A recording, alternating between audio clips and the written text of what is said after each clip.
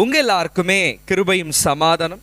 கர்த்தர் உங்களோடு கூட இருந்து இந்த வாரம் உங்களை காத்து உங்களுடைய எல்லா தேவைகளையும் அவர் உங்களுக்கு சந்திக்கவும், உங்க குடும்பத்துல ஒரு பெரிய சமாதானத்தையும் ஒரு பெரிய சந்தோஷத்தையும் ஒரு பெரிய ஆரோக்கியத்தையும் உங்களுக்கு அவர் கட்டளிடுவார். இந்த வாரமெல்லாம் உங்களுடைய வாரமா இருக்க போது இந்த வாரத்துல கர்த்தர் உங்களுக்கு பெரிய ஜெயத்தை அவர் கட்டளிட போகிறார். உங்களுடைய வாழ்க்கையின் சூழ்நிலைகளை மாற்றக்கூடியவர்.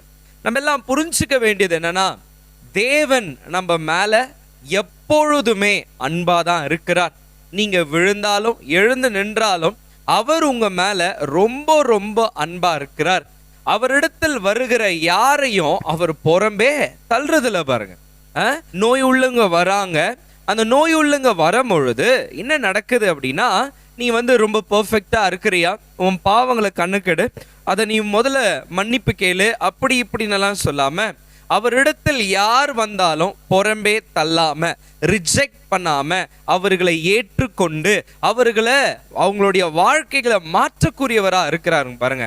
அவரை நம்பி வந்த ஒருத்தருமே வெக்கப்பட்டு போனதே இல்லை பாருங்க. அல்லேலூயா. இவருடைய வஸ்திரத்தை தொட்டா எனக்கு சுகம் கிடைக்கும், ஏமாற்றப்பட்டு போகல. ரொம்ப நாட்களா இருந்த அந்த லெப்பர்சிமன் குஷ்டரோகி தேவனிடத்துல வரும்பொழுது வெக்கப்பட்டு போகல. சுத்தமானால் என்னை சுத்தமாக்குங்கன்னு சொன்னா சுத்தம் உண்டு, சுத்தமாக அவரை தொட்டாரு. அவருடைய பாவத்தை பத்தியோ அந்த காரியம் இந்த காரியத்தை பத்தி எல்லாம் கேட்காம வந்தவனை முதல்ல என்ன பண்ணார்னா சரிப்படுத்தினார். அல்லேலூயா. அவரிடத்தில் வருகிற யாரையும் அவர் புறம்பே தள்ளுறதில்ல, ரிஜெக்ட் பண்றதில்ல. அனைத்து அவங்களுக்கு ஒரு வாழ்க்கையில நீங்க இதுவரைக்கும் நிறைய எழுப்புகளை சந்திச்சிருக்கலாம், நிறைய மைனஸ்க்கு உங்க லைஃப்ல இருந்திருக்கலாம், உங்க பாஸ்ட்ல நிறைய மிஸ்டேக்ஸை நீங்க பண்ணியிருக்கலாம், நிறைய பாவங்களை பண்ணியிருக்கலாம், நம்ப முடியாத பாவங்களை கூட பண்ணியிருக்கலாம் பாருங்க. ஆனா இப்போ நீங்க ஆண்டவரை ஏற்றுக்கொள்ளுகிறதுனால நீங்க பிள்ளைகளா இருக்கிறீங்க தவிர பாவிகளா இல்லை. அவருடைய பிள்ளையா இருக்கிறதுனால விழுந்தாலும் தூக்கி விடுறதுக்கு அவர் இருக்கிறார். உங்களை தூக்கி நிறுத்துகிறவர் அவரா இருக்கிறார். அவர் உங்க மேல அன்பாகவும் கிருபையாகவும் இருக்கிறார். அவருடைய அன்புக்கும் அவருடைய கிருபைக்கும் உங்க பாவத்தை விட அவருடைய அன்பு அவருடைய கிருபை ரொம்ப ரொம்ப பெருசு. அல்லேலூயா. நம்ம வர வாரத்திலிருந்து இந்த வாரத்திலிருந்தே நம்ம ஆரம்பிக்க போகிறோம். ஆனா வருகிற நாட்கள்ல தேவனுடைய அன்பை குறித்து தான் அதிகமா நம்ம தியானிக்க போறோம். அவர் நம்மளுக்கு அப்பாவா இருக்கிறார், நம்ம எல்லாருமே அவருடைய பிள்ளையா இருக்கிறோம். தேவனுடைய வார்த்தை பெரிய ஒரு நல்ல ஸ்டோரி, பெஸ்ட் ஸ்டோரி பைபிள்ல அப்படின்னாக்கா நம்ம எல்லாரும் சொல்லுவோம் ப்ராடிகல் சன்னை பத்தி சொல்லுவோம், கெட்ட குமாரன் பத்தி. நிறைய ஊழியக்காரங்க சொல்லுகிற வண்ணமா உண்மையாலவே இதுல டேடி தான் ஹீரோவா இருக்கிறாரு, டேடி தான் குட்டா இருக்கிறாரு, டேடி தான் அந்த கெட்ட குமாரன் மேல ரொம்ப ரொம்ப அன்பா இருக்கிறார். இது கெட்ட குமாரனுடைய கதைன்றதை விட நல்ல தகப்பனுடைய கதை. நல்ல தகப்பன் தன் கெட்ட குமாரன் மேல வைத்திருக்கிற அன்பின் கதையா நம்ம பார்க்கணும் பாருங்க. இந்த தேவன் உங்க மேல எவ்வளோ அன்பா இருக்கிறாரு, எவ்வளோ பிரியமா இருக்கிறாரு, எவ்வளோ இரக்கமா இருக்கிறாருன்றது தான் இந்த ஸ்டோரியில அடங்கி இருக்கிற ஒரு விஷயம். இயேசு கிறிஸ்து தான் இந்த ஸ்டோரியை நம்மளுக்கு சொல்றாரு. ஆனா இயேசு கிறிஸ்து இந்த ஸ்டோரியை எதற்காக சொல்றாரு அப்படின்னு தான் நம்ம பார்க்க போறோம் இன்றைக்கு. Why did Jesus tell the parable story? யாருக்கு சொன்னாரு அப்படின்றத தான் நம்ம பார்க்க போறோம். உங்க எல்லாருக்குமே தெரியும் பரிசேயர்களுக்கு தான் இதை சொல்றார். ஏன் பரிசேயர்களுக்கு அவங்க முன்னாடி இந்த ஸ்டோரியை சொல்றாருன்னா, அவர் சொல்றாரு சிக்கா இருக்கிறவங்களுக்கு தான் டாக்டர் தேவை, வீக்கா இருக்கிறவங்களுக்கு ஸ்ட்ரென்த் தேவை. அந்த ஸ்ட்ரென்த் கொடுக்கிறவர்கிட்ட வரும்பொழுது அந்த ஸ்ட்ரென்த் அவங்க பெற்றுக்கொள்ளுகிறதுனால எல்லா பாவத்திலிருந்து எல்லா விதமான பிரச்சனையிலிருந்து கூட அவங்க வெளியே வர முடியும். அல்லேலூயா. இன்றைக்கு அவருடைய அன்பை நீங்க உணர போறீங்க. அவர் உங்க மேல எவ்வளவு அன்பு வச்சிருக்கிறாருன்றத பார்க்க போறீங்க. அல்லேலூயா. பைபிள் சொல்லுது, now the tax collectors and இது amplified பைபிள்ல இவ்வளவு கொஞ்சம் கிளியரா சொல்லி இருக்கிறாங்க. now the tax collectors and notorious and especially wicked sinners were all coming near to Jesus to listen to him. பாருங்க, இயேசு கிட்ட யாரெல்லாம் வந்தாங்கனாக்கா நட்டோரியஸ் அரட்டிங்க வந்திருக்கிறாங்க, துன்மார்க்கனுங்க வந்திருக்கிறாங்க, பாவிங்க வந்திருக்கிறாங்க. எதுக்கு வந்திருக்கிறாங்கன்னா, அவர் பேசுகிற வார்த்தைய கேட்கறதுக்காக அவரிடத்துல வந்திருக்கிறாங்க. இப்போ இவங்க தான் கேட்கணும், அவங்க தான் கேட்கணும் அப்படின்றது இல்லை. ஆனா ஆண்டவர் இடத்துல வந்தது எல்லாருமே யாருன்னா, நவ் த டாக்ஸ் கலெக்டர்ஸ், வரி வசூல் பண்றங்க. அண்ட் மற்ற வேர்ஷன்ல வெறும் சின்னர்ஸ்னு இருக்கும், இல்ல பிராக்கெட் போட்டு சொல்றாங்க நட்டோரியஸ், அர்ட்டிங்க வந்திருக்கிறாங்க. எஸ்பெஷலி வீக்கடுங்க வந்திருக்கிறாங்க, பாவிங்க வந்திருக்கிறாங்க. இவங்க எல்லாருமே sinners were all coming near to Jesus to listen to him. அவரை கேட்கறதுக்கு, அவருடைய வார்த்தைகளை கேட்கறதுக்கு எல்லாருமே அவர்கிட்ட வந்தாங்களாம். ஆமென் சொல்லுங்களேன். அல்லேலூயா. நிறைய பேருக்கு ஒரு பெரிய சந்தேகம் என்னன்னா, நம்ம போகலாமா சர்ச்சுக்கு, நம்ம போகலாமா, அவருடைய வார்த்தை கேட்கறதுக்கே இப்பெல்லாம் என்ன ஆயிடுச்சுன்னா, நான் ரொம்ப தகுதியா அப்படி வந்துடுறாங்க. ஆனா இங்க போயிருக்கிறது எல்லாமே துன்மார்க்கனும் அர்டன்றியா நீ தான் கேட்கணும், நீங்க வரணும் பாருங்க. அல்லேலூயா. நீங்க வீக்கட் துன்மார்க்கன்றீங்களா, பாவின்றீங்களா, இல்ல நான் வரி வசூல் பண்றவன், ஏதோ ஒரு குற்ற உணர்ச்சியோட இராம, அவங்க எல்லாம் இவங்களுக்கு என்ன தேவைன்னா, இவங்களை ஆதரிக்கிறதுக்கோ, இவங்களை அணைக்கிறதுக்கோ, இவங்க மேல அன்பு காட்டுறதுக்கோ யாரும் இல்லை. ஆனா இவர் பேசினா ஏதோ ஒண்ணு மாற்றம் வருதுன்னு இவங்க எல்லாருமே கூடி அவருடைய வார்த்தையை கேட்கறதுக்காக, யாருடைய வார்த்தை, இயேசு கிறிஸ்துடைய வார்த்தையை கேட்கறதுக்காக அவங்க எல்லாருமே இயேசு இடத்துல அவருடைய வார்த்தை கேட்கறதுக்கு வராங்க. And the Pharisees and the scribes kept muttering and indignantly complaining. புலம்பின உட்கார்ந்து இருக்கிறாங்க, complain saying, this man accepts, receives and welcomes. இது ஆம்பிளிஃபைட் பைபிள்ல மாத்திரம் தான் இருக்கு பாருங்க. அவர் அக்செப்ட் பண்றாரு, ரிஜெக்ட் பண்ணல. ஆமென் சொல்லுங்களேன். நீ வரும்பொழுது அவர் உன்னை அக்செப்ட் பண்றாரு தவிர உன்னை அவர் ரிஜெக்ட் பண்ணல. ஆமா நீ ரொம்ப அர்ட்ட தான், ஆமா நீ துன்மார்க்கன் தான், ஆமா நீ கொலைகாரன் தான், ஆமா நீ விபச்சாரி தான், ஆமா நீ ட்ரக் அடிக்ட்ஸ் தான், உன் வாழ்க்கையில நீ செய்யாத பாவங்கள் எல்லாம் நிறைய செஞ்சிருக்கலாம். ஆனா அவருடைய வார்த்தையை நீங்க கேட்க வரும்பொழுது என்ன நடக்குது அப்படின்னாக்கா, அவர் உங்களை அக்செப்ட் பண்றாரு. பரிசேயர்களுக்கும் சதிசேயர்களுக்கும் என்ன பிரச்சனைனா, இவங்க எல்லாருமே அர்ட்டிங்க, ஒழுக்கம் இல்லாதுங்க, இவங்க கிட்ட ஒரு நற்கிரியை கூட இல்லை, இவங்க யாருமே ஜெபிக்காதுங்க கூட. ஆனா இவங்க வரும் பொழுது இயேசு என்ன பண்றாருன்னா ஏற்றுக்கொள்ளுகிறார் தவிர ரிஜெக்ட் பண்ணல. அல்லேலூயா. இங்க அப்படிதாங்குது. This man, இயேசுவை சொல்றாங்க, this man accepts and receives and welcomes. அவங்கள ஏற்றுக்கிறாரு, அவங்கள ரிசீவ் பண்றாரு, அழைக்கிறாரு, அவங்கள வெல்கம் பண்றாரு, அழைக்கிறார், வாங்க உள்ள வாங்க, நீங்க தான் எனக்கு வேணும் அப்படின்னு. அல்லேலூயா. இன்னைக்கு நீங்க இந்த வார்த்தையை நீங்க எதர்ச்சியா கேட்கல, நீங்க சோர்ந்து போய் உடைஞ்சு போய் என்ன ஆண்டவர் ஏற்றுக்குவாரா அப்படின்னாக்கா, இங்க எல்லாருமே புலம்புற மாதிரி புலம்புறாங்க. யாரு? சதிசேயருங்க, பரிசேயருங்களா புலம்புறாங்க. இவனடா பாவிங்கள, அக்ரமக்காரர்களை, துன்மார்க்கன் மாதிரி இருக்கிறான், இவனை ஆண்டவர் என்ன பண்றாரு? ஏற்றுக்கிறாருன்னு பொறாமப்படுறான். அப்ப ஆண்டவர் என்ன பண்ணிருக்கிறாராங்க? இயேசு என்ன பண்ணிருக்கிறாரு? அவங்கள ஏற்று இருக்கிறாரு. அதுக்காக தான் நல்ல தகப்பனுடைய கெட்ட குமாரன் கதையை அவர் சொல்றார். அப்பாவுடைய அன்பை பாருங்க அப்படின்ட்டு 3 ஒரு பேரபிளை சொல்ல, ஒன்று காயினை பத்தி பேசுறாரு, இன்னொன்னு 100 ஆடு இருந்துச்சு, ஒரு ஆடு தொலைஞ்சிச்சுன்னு பேசுறாரு. எல்லாத்துலயும் பெரிய ஸ்டோரி வந்து அப்பா மக மேல வைத்திருக்கிற எல்லாத்தையும் தொலைச்சிட்டான், அவன் வாழ்க்கையும் தொலைஞ்சிருச்சு, எல்லாத்தையும் இழந்துட்டு வேலைக்காரனா இருக்கணும்னு வரான். ஆனா அப்பா அவனை ஏற்றுக்கொள்ளுகிறார் தவிர ரிஜெக்ட் பண்ணல. He did not reject his son. அதேதான் இயேசு அந்த உலகத்தில் இருக்கும் போது ஏன் இவங்களை ஏற்றுக்கிறேன்றதுக்கு என்ன சொல்றாருன்னா, இவங்களை நான் ஏற்றுக்க காரணம் பிதாவாகிய தேவன் இவங்க மேல அன்பா இருக்கிறாரு. அல்லேலூயா. பிதாவாகிய தேவன் உங்க மேல ரொம்ப அன்பா இருக்கிறார். ஏதோ மனுஷருங்க ஏதோ ஒரு தப்பு உங்க வாழ்க்கையில நீங்க பண்ணதுனால, உங்க அப்பாவா இருக்கலாம், உங்க அம்மாவா இருக்கலாம், உங்க குடும்பமா இருக்கலாம், உங்க கம்பெனில இருக்கலாம், உங்க ஸ்கூல், உங்க காலேஜ்ல இருக்கலாம், ஏன் நீங்க லவ் ஃபெயிலியரா இருக்கலாம், ஏன் அந்த தப்புனால என் கணவர் என்னை விட்டு, அந்த தப்புனா என் மனைவி விட்டுட்டாங்கன்னு இருக்கலாம். ஆனா இயேசு உங்களை அக்செப்ட் பண்றாரு, ரிசீவ் பண்றாரு, உங்களை ஒரு நல்ல வாழ்க்கைக்கு வெல்கம் பண்றாரு. கமான் அப்படின்ற, கமான் வெல்கம், வா வா உள்ள வா. ஏய் நீ ரொம்ப பெர்ஃபெக்ட்டா? இல்ல இல்ல, நான் ரொம்ப நட்டோரியஸ், நான் ரொம்ப வீக்கட், நான் ரொம்ப சின்னர், நான் பணம் ஏமாத்துறேன்.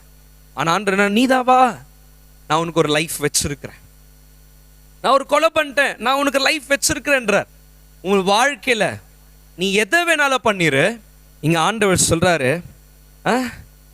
அவங்களே சொல்றா, அவங்களுக்கே ஒரு மாதிரி ஆயிட்டுக்குது. என்னன்னா, இவர் யாரை ரிசீவ் பண்றாரு, அக்செப்ட் பண்றாரு?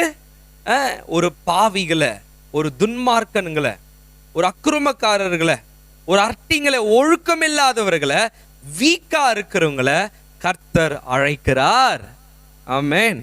அதுக்கு தான் ஆண்டவர் வந்து அந்த ஸ்டோரி சொல்றார். இது அப்பா உங்க மேல வைத்திருக்கிற ஒரு மிகப்பெரிய அன்பு. அல்லேலூயா. John chapter 3:16ல சொல்லுது, For God so greatly loved and dearly prized the world. ரொம்ப பெருசா இந்த உலகத்தை அவர் நேசிச்சிருக்கிறாரு. அது ரொம்ப பெருசா யோசிக்கிறார். நீ பிரயோஜனம் இல்லாம இல்ல, இந்த உலகம்னும் போது கர்த்தர் உங்களை பார்த்து தான் சொல்றாரு. ஏன்னா இந்த உலகத்துல ஆண்டவர் வந்து கோல்டு கிதித்த வாங்கிடலாம், இல்ல இல்ல, அந்த கோல்டு, இந்த வேர்ல்டு எல்லாம் படைக்கப்பட்டது உனக்காக.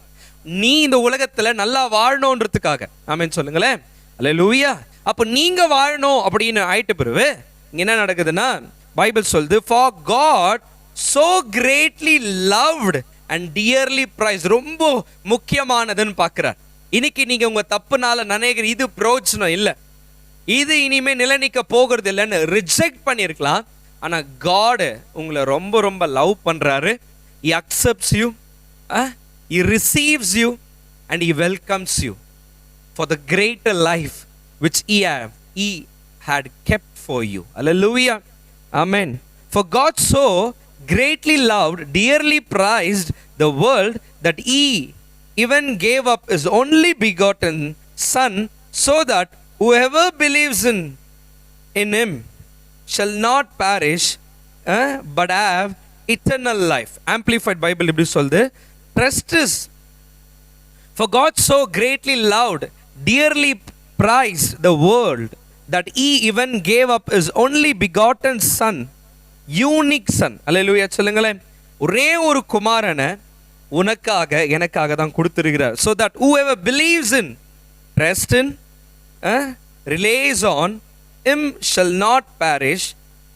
Perish na, they will not come to destruction, be lost. Amen சொல்லுங்களேன். But have eternal life, everlasting life இருக்கு உங்களுக்கு. Amen சொல்லுங்களேன். Hallelujah. God so loved. God not just loved, God so greatly loved. உன்னை ஆண்டவர் எப்படி அவரோட அன்பை, பெரிய அன்பை ப்ரூவ் பண்ணார்னா, அவருடைய யூனிக் ஒரே ஒரு குமாரனை உங்களுக்காக கொடுத்து, உங்களுடைய பாவத்துக்காக, உங்களுடைய தரித்திரத்துக்காக, உங்களுடைய அக்கிரமத்துக்காக, உங்களுடைய மீறுதலுக்காக அவரை கொடுத்து தன் அன்பை வெளிப்படுத்தி இருக்கிறார். அவரை யார் நம்புறாங்களோ அவங்க கெட்டு போகாம நித்திய ஜீவனை அடைவாங்க அப்படின்னு பைபிள் சொல்லுது. ஆமென். God so loved you. உன்னை அவர் ரொம்ப நேசிக்கிறார். பிதாவாகிய தேவன் உன்னை ரொம்ப ரொம்ப நேசிக்கிறதுனால தான் குமாரனை கொடுத்திருக்கிறார். அப்ப பாருங்க, இங்க அன்பு எப்படி ஆகுதுன்னா, குமாரனை ரொம்ப லவ் பண்றவரு அதே அந்த குமாரனே நம்மளுக்கு கொடுக்கிறார்னா, அப்போ நம்மள பிதாவாகிய தேவன் எவ்வளவா அன்பு கூறுவார். அல்லேலூயா. இல்ல ஆமாவா இல்லைங்களாங்க? பாருங்க, குமாரனையே நம்மளுக்கு கொடுத்திருக்கிறார். அவருக்கு பெஸ்டே குமாரன் தான். ஆனா நம்மளை கையால படைத்தார், அவருடைய சாயல்ல படைச்சாரு. நம்ம நல்லவங்களும் இல்லை, ஆனா நம்மளுக்காக குமாரனையே கொடுத்தார். அல்லேலூயா.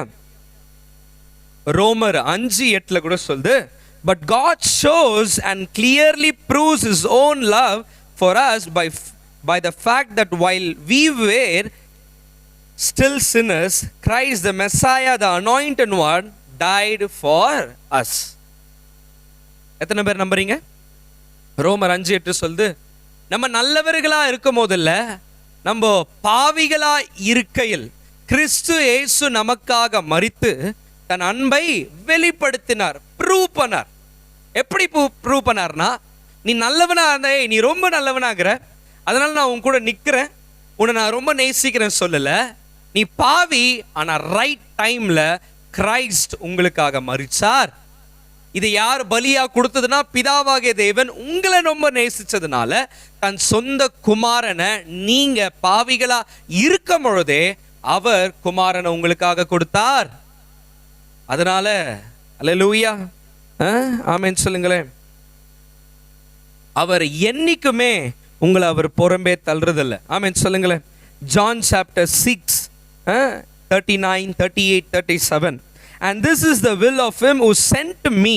இயேசு சொல்றார், that I should not lose any of all that he has given me. ஒருத்தரையும் நான் லூஸ் பண்ண, நான் விட்டுறதுக்கு விடுறதில்லை. ஆமென் சொல்லுங்களேன். பாருங்க, and this is the will of him who sent me. எது தேவனோ பிதாவோடைய சித்தம், குமாரனை எதுக்கு அனுப்பிச்சார்னா, that I should not lose any of all that he has given me.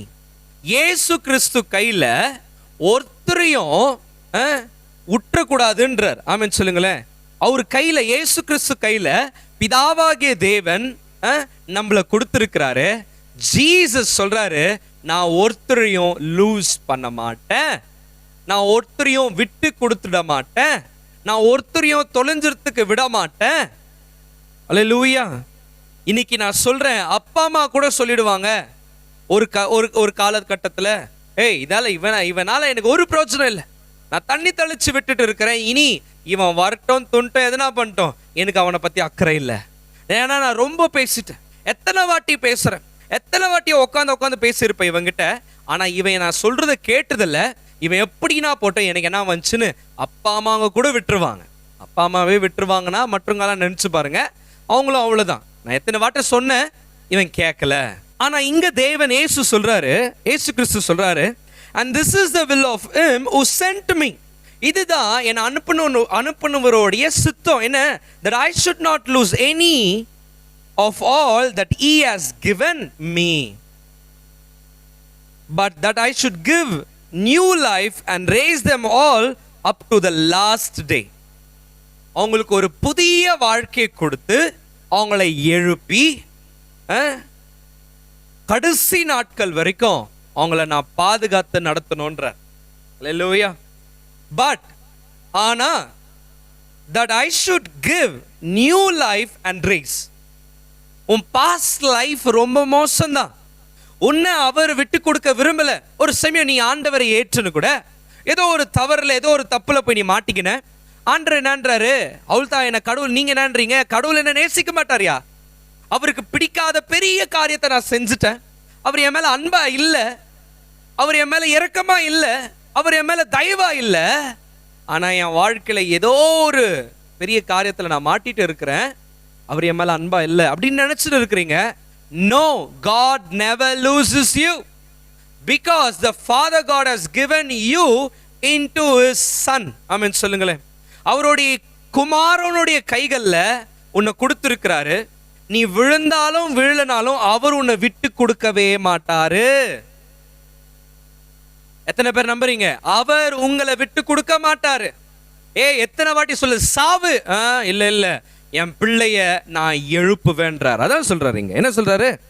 But that I should give new life. What life? New life. ஒரு புதிய வாழ்க்கையை கொடுத்து அவனை எழுப்பி, எப்ப வரைக்கும் அவனை them raise them all up to the last day. கடைசி நாள் வரைக்கும் அவனை புது வாழ்க்கையை கொடுத்து அவனை நான் எழுப்ப போறேன். கர்த்தர் உன்னை எழுப்ப போறாரு. நீ இருக்கிற நிலைமையிலேயே இருக்க போகிறது இல்ல, மறுபடியும் மறுபடியும் இது ஆண்டவர் உங்ககிட்ட பேசுறாருன்னா உன் வாழ்க்கைய ஒரு நியூ லைஃப் கொடுக்க விரும்புறாரு. ஒரு புதுசா உன்னை தூக்கி எழுப்பி கடைசி நாட்கள் வரைக்கும் உன்னை உயர்த்த போகிறார். அல்லேலூயா சொல்லுங்களேன். பைபிள் சொல்லுதுல, முந்தினவைகளை யோசிக்க வேண்டாம், பூர்வமானதை சிந்திக்க வேண்டாம், இதோ நான் புதிய காரியத்தை செய்யறேன், அது இப்பொழுதே தோன்றுகிறது அப்படின்றார். பழச உற்று நினைக்காத, முந்தினவைகளை யோசிக்க வேண்டாம், பூர்வமானத மோசமான காரியத்தை உன் லைஃப்ல செஞ்சிருக்கலாம் சிந்திக்க வேண்டாம், வேண்டாம் விட்டுரு, இதோ புதிய காரியத்தைன்ற மாதிரி தான் இங்க என்ன சொல்றாருன்னா, but that I should give new life and race them all. யாரு யாரு தொலைஞ்சிட்டு இருக்கிறாங்களோ,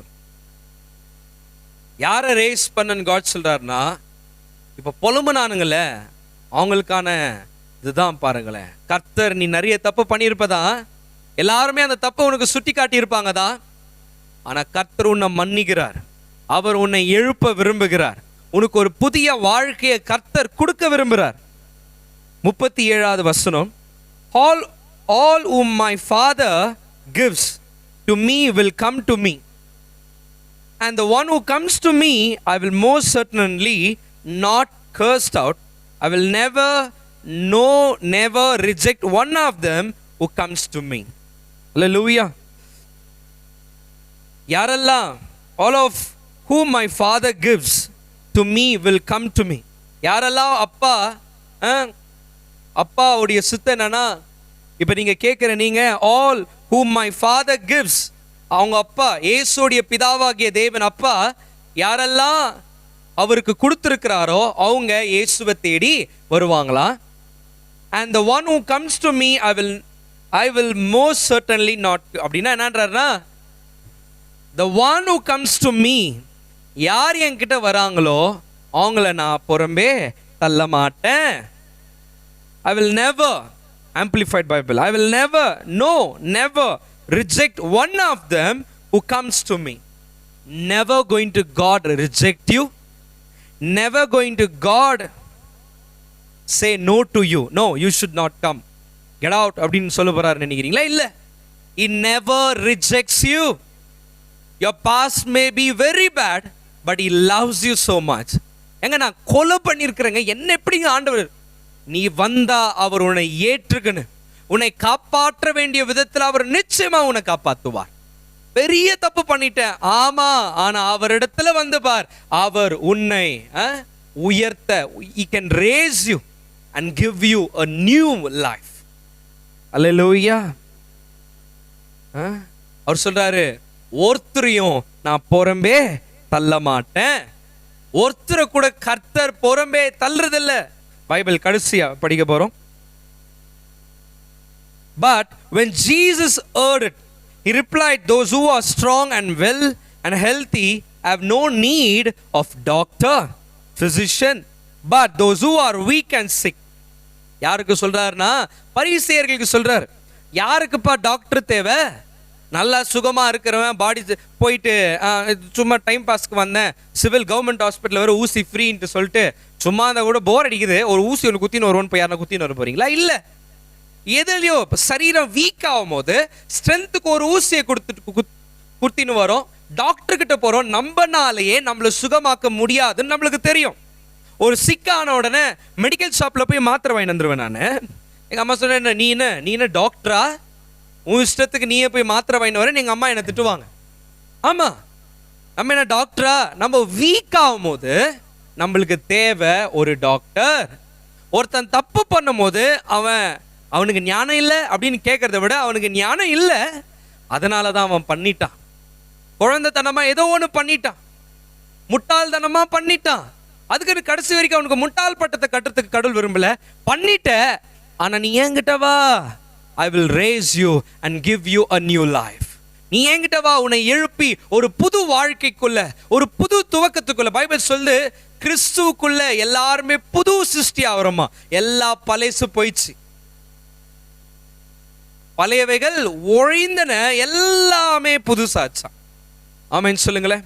நீங்க பெரிய சந்தேகம் உங்களுக்குள்ள இருக்கலாம், நான் ரொம்ப பெரிய தப்பு பண்ணிட்டேன், ஆண்டவர் என்னை ஏற்றுக்கு வர. அவர் சொல்லாரு, என்னிடத்தில் வருகிற யாரையும் நான் புறம்பே தள்ளுறதில்ல.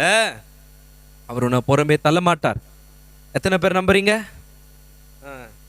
அவர் உங்களை புறம்பே தள்ள மாட்டார். பைபிள் சொல்லுது, you may be worst if you come to him, he will make you best. Hallelujah.